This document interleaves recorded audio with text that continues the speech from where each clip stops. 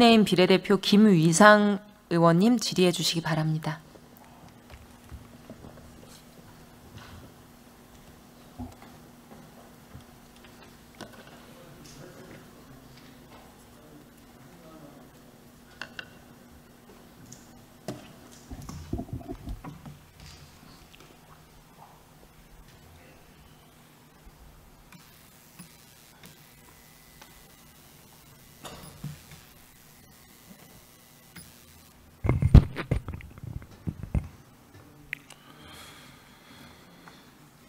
예, 국민의힘 김위상 의원입니다. 경제와 민생을 살리는 데는 여야가 따로 있지 않습니다. 100번 동감하고 추경을 하는 것에 있어서 무조건적으로 반대만 하는 것은 절대로 아니다 하는 말씀을 드리겠습니다.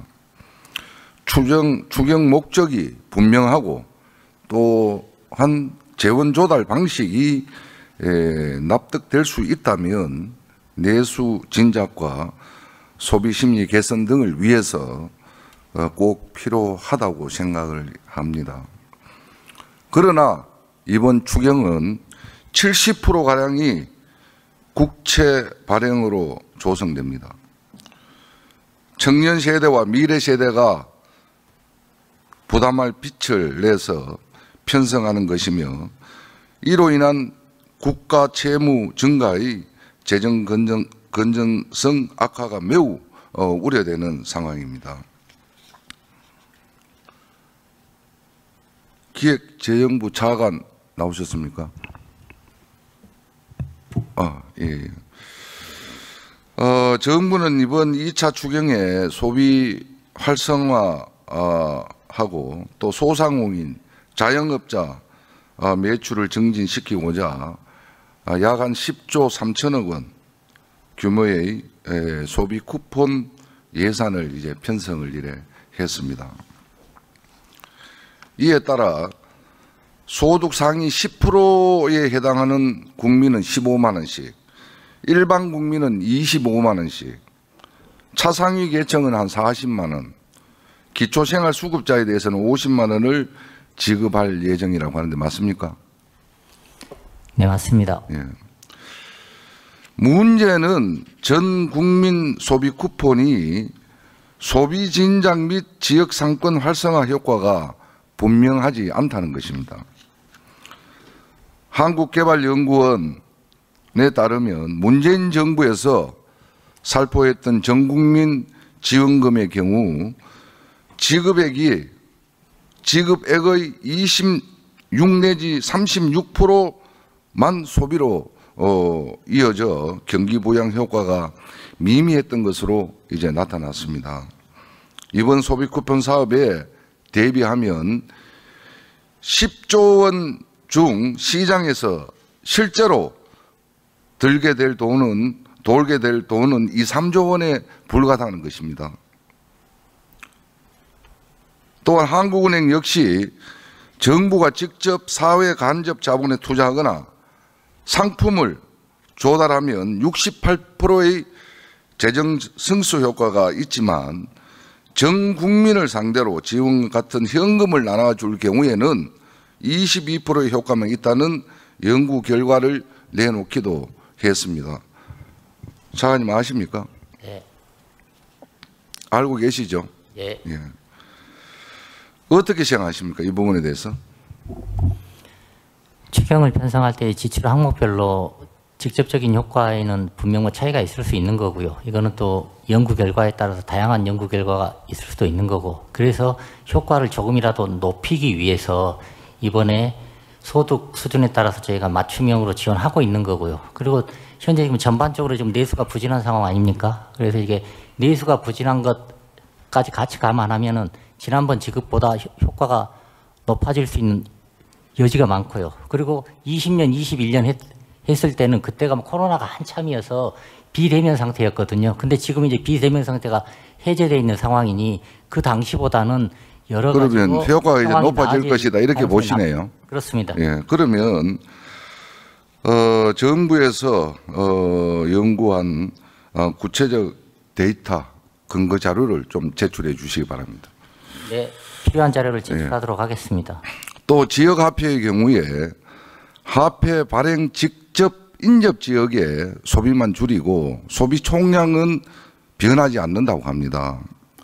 한국조세재정연구원의 보고서도 있습니다. 이처럼 전 국민 지원금과 지역 화폐가 실물 경제에 오히려 재정 효율 비효율을 초래하고 인플레이션을 유발할 수 있는 연구 결과가 차고 넘치는 데 반해 그 효과를 입증하는 유미한 데이터는 사실상 없는 상황입니다.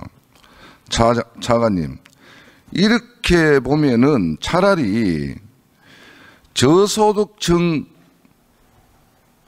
근로자 또는 자영업자, 시업성 청년, 체불 노동자 등 도움의 손길이 절실한 사람들을 더 두텁게 지원하는 것이 옳은 방향이지 않겠습니까? 예, 지금만큼 의원님께서 얘기하신 방향에 100% 동의하고요. 이 법은 추경 안에 그런 정신이 충실하게 반영돼 있다, 이렇게 말씀드리겠습니다. 그렇게 충실하게 반영됐는데 저소득 층의 어떤 이 청년들의 시어성 청년들이 그렇게 많습니까? 그리고 또 이분들이 삶이 지금 어떤지 장관님은 잘 알고 계십니까? 네. 그리고 체불 노동자, 작년에 체불 노동자들이 몇십만 명 됩니까? 정확한 숫자까지는 제가 확인하지 못하고 있습니다. 예, 그런 부분들도 좀 확실히 좀 수치를 짚어가지고 말씀을 해주시면 고맙다는 말씀을 다시 한번 드리고, 작년에 우리 체불 노동자가 28만 3천 명입니다. 작년에. 체불 임금이 얼마인 줄 아십니까?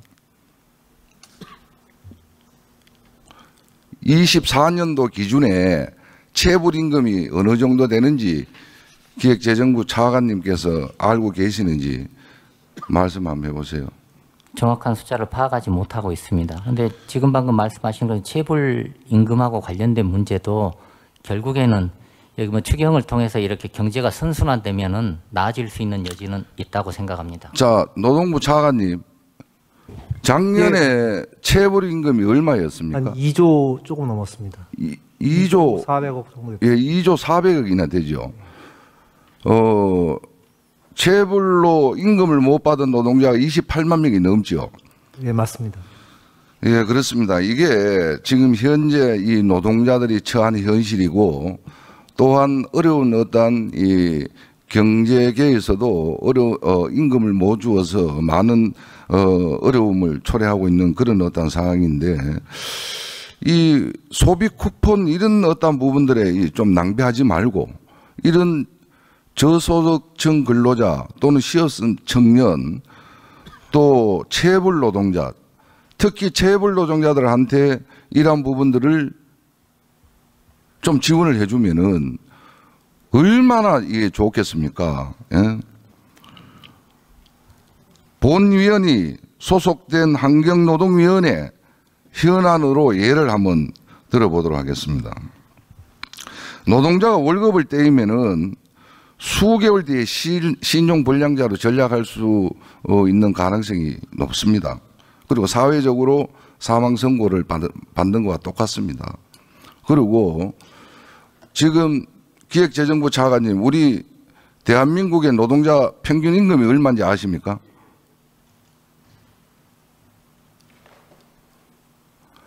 차관님, 노동부 차관님. 한 420만 원 정도 되는 것 같습니다. 그게 수치가 좀 업된 거 아닙니까? 아니, 기준이냐에 따라 달라서. 예. 전국 평균이 한 350만 원 되는 걸로 지금 알고 있는데, 이 350만 원 다달이 월급을 받아가 이제 생활 경제를 이어나가고 또 자식들 교육도 시키고 뭐 이렇게 하고 있는데, 이 체불이 이만큼이나 되는 우리 노동자들이 살아갈 길이 막막하지 않겠어요? 예? 이런 부분에 소비 쿠폰 예산을 가지고 체불 노동자들 임금을 이래 주었더라면 한 5번은 줬을 거예요. 5번은. 예? 뭐 10억 한 3천억을 가지고 지금 체불이 작년에 2조가 조금 넘는데 그런 돈을 소비 쿠폰으로 이렇게 국민들한테 그 자영업자나 또는 소상공인들한테 뭐 지급하는 건 좋긴 좋습니다만 이런 예산을 진짜 기묘하게 써야 될 곳에 써야 되는 게 그게 맞지 않느냐.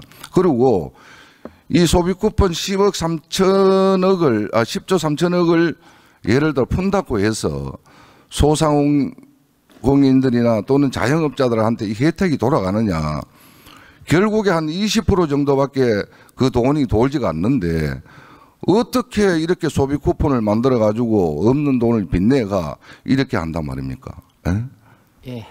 지금 방금 의원님께서 말씀 주신 부분하고 관련해서는 민생회복 소비 쿠폰이 결국에는 소비, 매출, 소득 선순환을 일으킬 거라고 기대하고 있고요. 그리고 특히 현장의 아픈 분들 3가지를 말씀해 주셨는데요. 저소득 근로자, 휴업금 청년, 그리고 체불임금 관련된 지금 현장 아픔을 말씀해 주셨는데 이 3가지 항목 관련해서 추경 항목에 꼼꼼하게 반영돼 있다는 말씀을 올립니다. 그래 추경 항목이 꼼꼼하게 이래 반영이 되었다고 이래 하지만 실제로 우리가 저소득층 근로자들 또는 체불임금 노동자들 또 시업 청년들 이러한 부분들이 얼마나 그 반영이 많이 됐겠습니까? 거기에 흉내만 내고 있는 것이고 작년에 뭐 그 부분은 이제 넘어가겠습니다만 어쨌든 이러한 어떤 소비 쿠폰을 가지고 현금 살포나 이런 소비 쿠폰을 하지 말고 이런 부분에 이제 기묘하게 쓸 수 있는 부분을 왜 정부가 자꾸 돈만 이제 빚내 가지고 국민들한테 풀려고 노력하느냐 이런 데서 너무나 안타깝습니다. 안타깝고 전 국민 중에 15만에서 25만에 급하지 않는 분들이 있을 겁니다. 급하지 않는 분들이. 하지만 절실한 분들에게는 200만 원, 300만 원은 생계와 진짜 직결되는 그런 어떤 현상들입니다. 국회는 정부의 예산안이 단 한 푼도 허투루 쓰이지 않게 심의할 책무가 있습니다.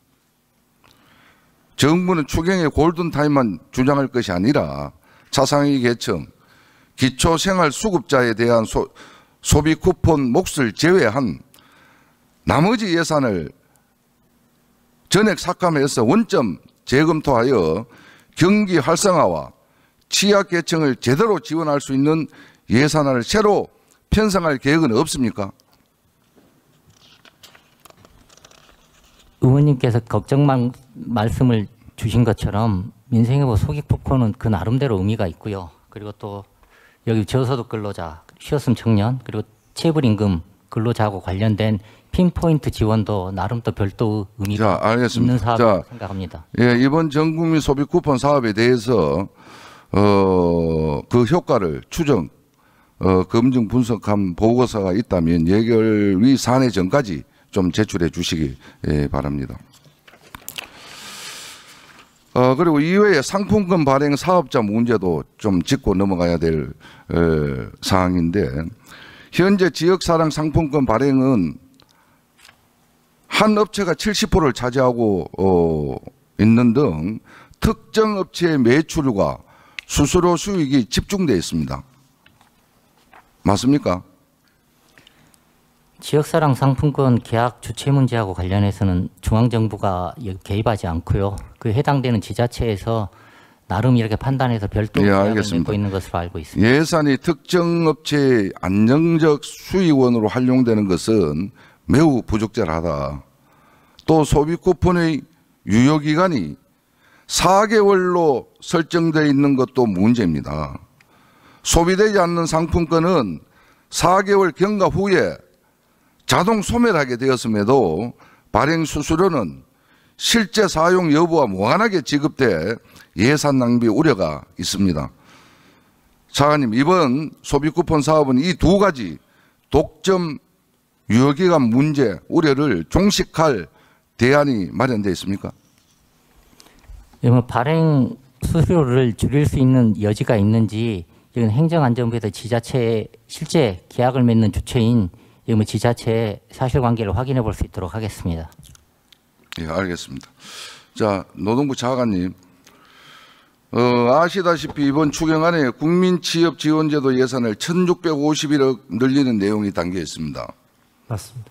그런데 정작 꼭 필요한 부분에 추경이 이루어지지 않는 것 같아서 짚고 좀 넘어가려고 합니다. 올해 국민취업지원제도 1유형 청년 선발형 기준이 대폭 상향된 사실이 알고 계십니까? 네, 알고 있습니다. 기준이 기존 몇 점에서 몇 점으로 상향됐습니까? 구체적 점수는 제가 조금 확인을 해봐야 될 것 같습니다. 제가 차관님한테 말씀을 드릴게요. 기존 72점이던 선발 점수가 90점으로 대폭 올랐고 특정 항목 100점을 낮추면서 선발 요건이 매우 까다로워졌습니다.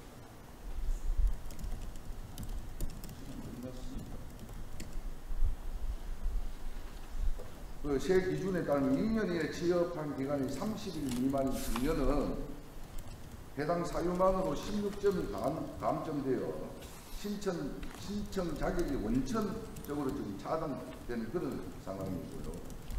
한정된 예산으로 제도를 이어나가야 하는 고용노동부의 입장은 이해를 합니다. 하지만 이런 식이면 청년 구직자 상당수가 기준 미달로 인해서 제조건 내에 진입할 수가 없습니다. 이 점 분명히 아셔야 됩니다.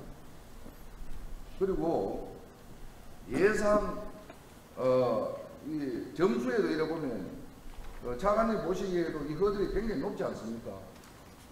이거를 전년처럼 이걸 맞춰야 됩니다.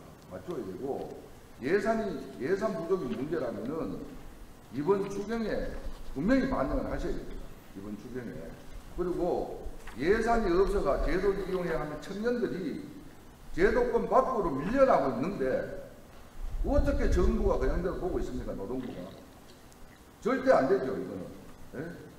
맞습니까? 안 맞습니까?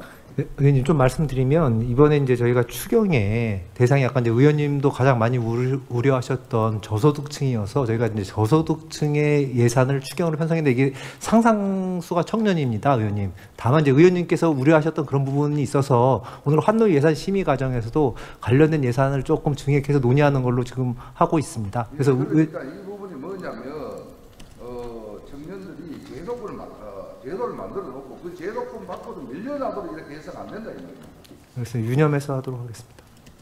그리고 고용노동부가 과도하게 상향 선발 점수 기준 이 부분도 정상화 시켜가지고 의원실에 보고를 네, 뭐 하면 현장 실태로 의원님께 별도로 보고 드리도록 하겠습니다. 또 예산이 부족한 문제라면은 이번 추경에라도 부족분을 증액하고 예형 본년 예산에 충실히 반영해 주시기를 부탁드립니다. 네, 검토해서 보고 드리도록 하겠습니다. 이상. 네, 김희상 의원님 감사합니다. 다음으로는